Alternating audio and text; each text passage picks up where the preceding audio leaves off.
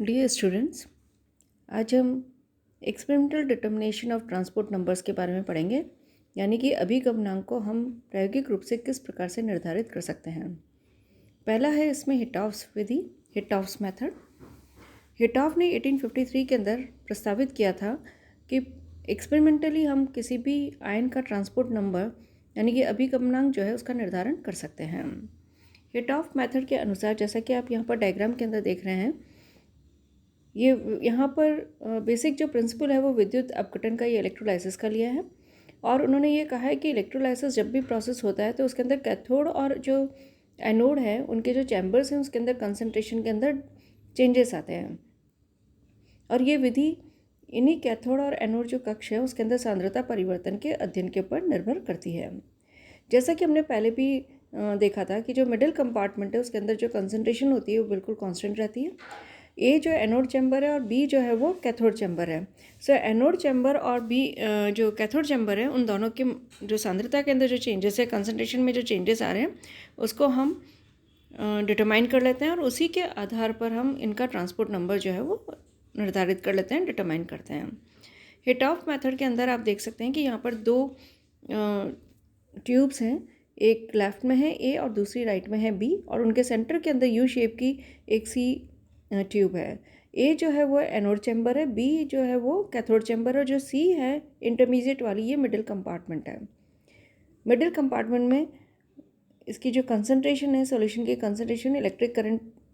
Flow करवाने के बाद कोई परिवर्तित नहीं होती है, लेकिन ए और बी जो कक्ष हैं उनके अंदर सांद्रता में परिवर्तन हम देख सकते हैं। इसको ज्ञात करने के लिए आप देख सकते हैं कि यहाँ पर हमने दोनों जो ट्यूब्स हैं उसके अंदर इलेक्ट्रोड्स लगाए हैं और इन इलेक्ट्रोड्स को हमने वोल्ट मीटर के द्वारा जो भी एक डायरेक्टली इधर जोड़ दिया और साथ में इसको हमने एक डायरेक्ट करंट का जो सोर्स है यानी कि दिष्ट धारा जो स्रोत है उसके द्वारा हमने सीरीज़ के अंदर उसको कनेक्ट कर दिया है।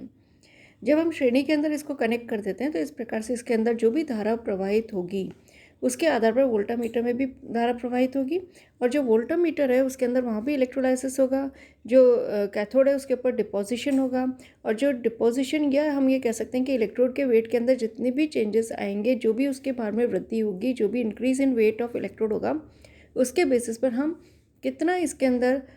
करंट प्रवाहित हुई है उसका हम ईजीली डिटरमाइन कर सकते हैं। सो फर्स्ट केस के अंदर हम यहाँ पर देखते हैं कि तीनों के जो है ट्यूब्स हैं उसके नीचे हमने टैप लगा रखा है और यहाँ पर बीच में डी और ई जो है वो भी वहाँ पर भी हमने एक स्टॉप कॉर्क लगा दिया है।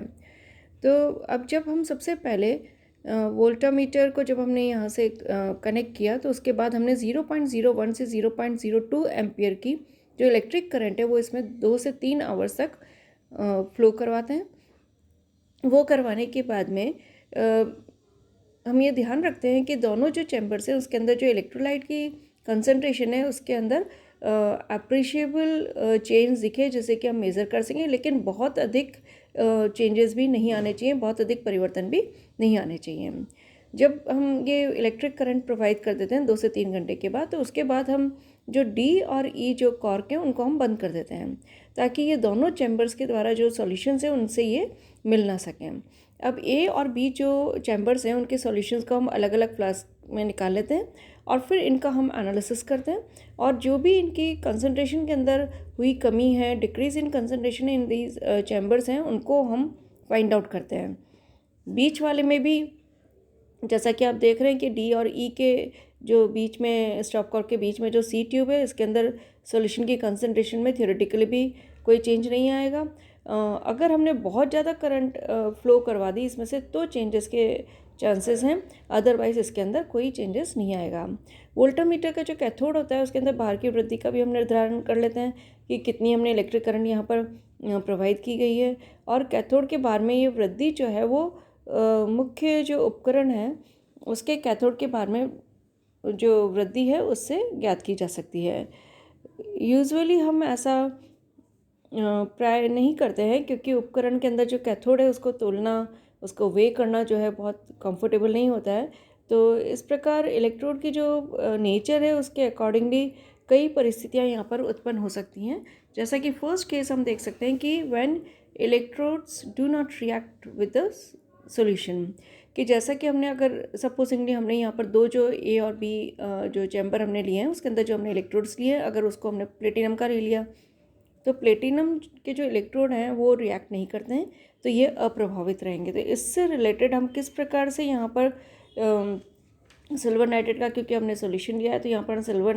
सिल्वर आयंस का ट्रांसपोर्ट नंबर किस प्रकार ज्ञात कर सकते हैं, और इससे रिलेटेड न्यूमेरिकल हम बाद में अध्ययन करेंगे। सेकेंड वाला पार्ट है कि व्हेन इलेक्ट्रोड जो है वो react with one of the product of electrolysis, कि विद्युत अपघटन के पश्चात जो भी कोई उत्पाद बन रहे हैं उनसे अगर कोई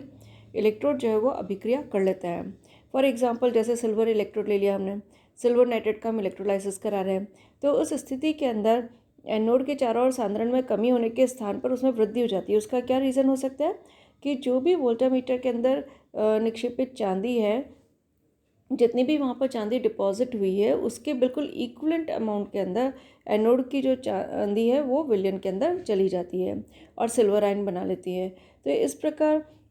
एनोड से अगर चांदी के आयनों का अभिगमन नहीं हुआ होता तो सांद्रता में जो वृद्धि हो रही है वो वोल्ट मीटर में जो भी डिस्चार्ज जो वहाँ पर सिल्वर है उसके द्रव्यमान के बराबर होती। तो इसका भी हम एनालिसिस और डिटेल में जो स्टडी है वो नेक्स्ट लेक्चर के अंदर देख लेंगे। थर्ड केस है when discharge ions react with the solvent, कि जब विसर्जित आयन जो होते हैं वो विलायक से अभिक्रिया कर लेते हैं। तो प्लेटिनम के जैसे इलेक्ट्रोड है, अब सोडियम हाइड्रोक्साइड का विलयन है तो विद्युत अपघटन होगा, तो सोडियम आयनों का कैथोड की ओर अभिगमन होगा और इस प्रकार ये आवेश जो है वो उदासीन करके और जल से अभिक्रिया कर लेंगे और NaOH बना लेंगे। तो इस प्रकार के जो ये तीनों केसेस हैं इनके एग्जांपल्स लेकर इनके न्यूमेरिकल के साथ हम नेक्स्ट लेक्चर के अंदर स्टडी करेंगे। अब हम नेक्स्ट विधि यहाँ पर देखते हैं मूविंग बाउंड्री मेथड, यानी कि चल सीमा विधि। हिट ऑफ विधि जो है बहुत ही एक सिंपल विधि है जिसके द्वारा हम किसी भी आयन का ट्रांसपोर्ट नंबर डिटरमाइन कर सकते हैं। लेकिन जब सॉल्यूशन बहुत डाइल्यूट होता है तो उस स्थिति के अंदर बिल्कुल करेक्ट या हम ये कहें कि यथार्थता से जो परिणाम हम प्रिसाइज जो निकालते हैं, एक्यूरेट और प्रिसाइज मैनर के अंदर जो रिजल्ट निकालते हैं वो पॉसिबल नहीं हो पाता, डिटर्मिनेशन उनका पॉसिबल नहीं हो पाता। उसका क्या कारण हो सकता है कि ये कि जब भी हम इलेक्ट्रिक करंट अगर किसी भी सॉल्यूशन में से फ्लो करवाते हैं तो उसके जो विद्युत अपघटिका सांद्रण है उसके अंदर थोड़ा बहुत परिवर्तन हो ही जाता है। तो इसके लिए हम एक नई दूसरी विधि काम में लेते हैं जिसको हम बोलते हैं मूविंग बाउंड्री विधि। और मूविंग बाउंड्री विधि यानी कि चल सीमा विधि। अब इसके अंदर आप डायग्राम के अंदर देख सकते हैं कि हमने यहाँ पर एक ट्यूब ली है,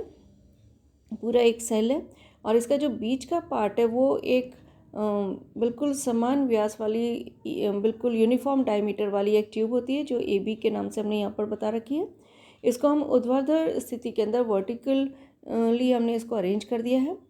इसमें देख सकते हैं कि आप दो सॉल्यूशन है, एक तो पोटेशियम क्लोराइड है और दूसरा कैडमियम क्लोराइड है।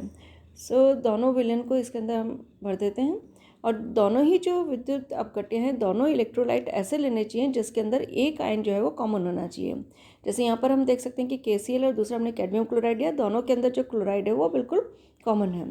कैडमियम क्लोराइड जो है उसको हम इंडिकेटर सॉल्यूशन भी कहते हैं, निर्देशांक विलयन भी कहते हैं। बीच वाली जो ट्यूब है उसके अंदर दोनों विलयन के जो बीच के अंदर एक हमको सीमा आप देख सकते हैं यहाँ पर लिखी हुई है कि हमने AA प्राइम लिया और दूसरा हमने BB प्राइम लिया। सो AA प्राइम जो है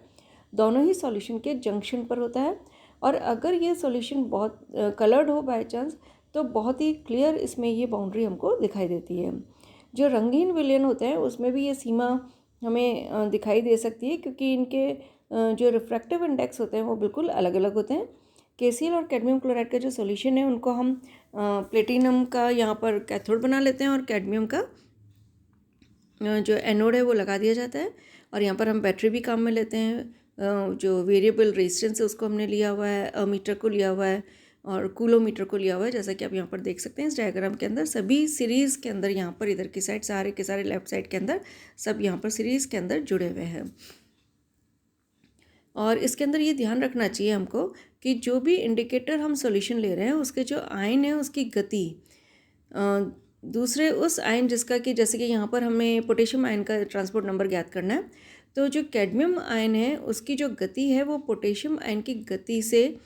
कम होनी चाहिए। नहीं तो क्या होगा कि विद्युत की जो प्रवाह की जो ये सीमा जो हम ये कह रहे हैं ये बिल्कुल अस्पष्ट हो जाएगी और जब ये अस्पष्ट हो जाएगी तो उस स्थिति के अंदर हम क्लियरली डिटरमाइन नहीं कर सकते हैं। सो विद्युत धारा के प्रोवाइड करने पर अब क्या होगा कि जो कैडमियम और पोटेशियम है वो कैथोड की ओर जाएंगे और जो क्लोराइड आयन है वो एनोड की ओर जाएंगे। अब सीमा, ये जो बाउंड्री हमने जो बनाई है वो किन किन रीजंस के कारण स्पष्ट हो सकती है। सबसे पहला तो ये कि हम ये कह रहे हैं कि जो पोटेशियम आयन है उसकी जो गति है वो कैडमियम आयन की गति से अधिक होनी चाहिए। पोटेशियम आयन की वेलोसिटी कैडमियम आयन की वेलोसिटी यानी जो इंडिकेटर सॉल्यूशन का जो आयन है उससे कंपैरेटिवली अधिक होनी चाहिए, और जब ये ज़्यादा होगी तो कैडमियम के आयन हमेशा पीछे ही रहेंगे। कैडमियम आयन बहुत पीछे भी नहीं रहते हैं, क्योंकि यदि ऐसा होगा तो क्या होगा, पोटेशियम आयन के जो पीछे का जो सॉल्यूशन है वो बहुत डाइल्यूट हो जाएगा, और डाइल्यूट होने की वजह से वहाँ रेजिस्टेंस ज़्यादा बढ़ जाएगा, और जब रेजिस्टेंस बढ़ेगा तो नेचुरली पोटेंशियल डिफरेंस बढ़ जाएगा, और जो पोटेंशियल डिफरेंस बढ़ जाएगा तो कैडमियम की वेलोसिटी बढ़ जाएगी। तो इसलिए बहुत अधिक पीछे भी नहीं रहना चाहिए, बट हाँ स्टिल पीछे रहना चाहिए ताकि बाउंड्री जो है वो बिल्कुल हमको क्लियर दिखाई दे। अब एक हम डेफिनेट अमाउंट की यहाँ पर इलेक्ट्रिसिटी इसमें प्रोवाइड कर देते हैं, इलेक्ट्रिक करंट विद्युत प्रोवाइड कर देते हैं। तो अब क्या होगा कि जो ए प्राइम है उससे अब ये बाउंड्री खिसक के बी प्राइम के ऊपर चली जाती है, जैसे कि ये नीचे से जो मूवमेंट हो रही है वो ऊपर की तरफ हो गई। अब ये चलायमान सीमा, ये बाउंड्री जो है मूव कर रही है, और इसके द्वारा पार किए गए जो आयतन की गणना है उसके द्वारा अब हम पोटेशियम आयन के ट्रांसपोर्ट नंबर की कैलकुलेशन करेंगे। अब जैसे हमने ये मान लिया कि जो ये L सेंटीमीटर, जैसा कि आप यहाँ पर देख सकते हैं डायग्राम के अंदर हमने लिखा हुआ है कि L है, तो ये सीमा जो है L मतलब AA से BB प्राइम तक का जो डिस्टेंस है वो L सेंटीमीटर है, और इसे हम कैथोडोमीटर की सहायता से बिल्कुल एग्जैक्टली इसको डिटरमाइन कर सकते हैं। और सीमा के द्वारा जो भी सॉल्यूशन यहाँ पर है उसका जो आयतन है वो हम इस प्रकार से निकाल सकते हैं कि L इंटू ए, अगर A यहाँ पर क्रॉस सेक्शन का अगर एरिया है तो एरिया ऑफ क्रॉस सेक्शन है, अनुप्रस्थ काट का क्षेत्रफल है, तो A इंटू L जो है वो उस विलयन का आयतन हो जाएगा। KCl की अगर सांद्रता C ग्राम इक्विवेलेंट पर लीटर है तो उस स्थिति के अंदर कैथोड पर जो जाने वाले पोटेशियम आयन है उनके ग्राम तुल्यांकों की संख्या कितनी होगी, LAC डिवाइडेड बाय 1000। तो इस प्रकार हम number of gram equivalent of potassium ions जो ट्रैवल करके जा रहे हैं उन कैथोड की तरफ, उसका हम नंबर ऑफ ग्राम इक्विवेलेंट को कैलकुलेट कर सकते हैं, ग्राम तुल्यांकों की संख्या को कैलकुलेट कर सकते हैं। चूँकि 1 ग्राम इक्विवेलेंट 1 फैराडे से संबंधित है, ये हम जानते ही हैं, तो पोटेशियम आयन का जो अभिगमन है वो LAC डिवाइडेड बाय 1000 फैराडे से संबंधित होना चाहिए। और जैसा कि हम जानते ही हैं कि प्रवाहित की गई जो विद्युत की मात्रा होती है, जो कि विद्युत धारा जैसे हमने यहाँ पर एम्पियर में की है, समय को हमने सेकंड में किया, तो ये इन दोनों के गुणनफल से हम ज्ञात कर सकते हैं। Q यहाँ पर कूलम हम ले सकते हैं, सो Q बाय F फैराडे भी हम मान सकते हैं। तो जो फैराडे के ये जो नियम है इनकी परिभाषा के अकॉर्डिंगली जब हमने ट्रांसपोर्ट नंबर निकाला था तो हमने ये कहा था कि किसी भी आयन का ट्रांसपोर्ट नंबर उस आयन के द्वारा ले जाई गई विद्युत धारा और जो टोटल इलेक्ट्रिक करंट है, संपूर्ण विद्युत धारा है, उनके रेशो या उनके अनुपात के बराबर होता है। तो इस प्रकार हम यहाँ पर अगर पोटेशियम